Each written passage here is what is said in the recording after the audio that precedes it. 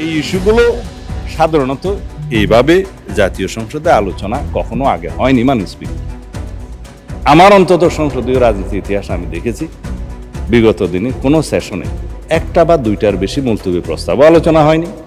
68 বিধিতে খুব রেয়ার আলোচনা হয়েছে। কিন্তু আমরা এই জাতীয় সংসদের আলোচনাকে অর্থবহ করতে চাই। এই আলোচনাটাকে শুধুমাত্র আলোচনায় টকড আউট করে দিতে চাই না।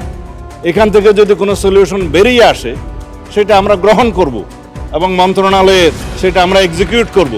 মাননীয় প্রধানমন্ত্রীর কাছে আমরা নির্দেশনা চাইব, সেটা আমরা বাস্তবায়ন করব। আজকে মাননীয় প্রধানমন্ত্রীর এখানে আমাকে একটু প্রশংসা করতেই হয়। উনি প্রশংসা পছন্দ করেন না, তারপরেও করতে হয়। তিনি যদি দিক নির্দেশনা না দিতেন, আইন শৃঙ্খলা বাহিনী সহ এবং স্থানীয় পর্যায়ের জেলা পর্যায়ের ডিসি, এসপি এবং যারা পেট্রোলিয়াম সেক্টরে কাজ করে তারা সহ যদি মাঠ পর্যায়ে সবাই তদারকি না করত, তাহলে বড় ধরনের বিশৃঙ্খলা হতে পারত।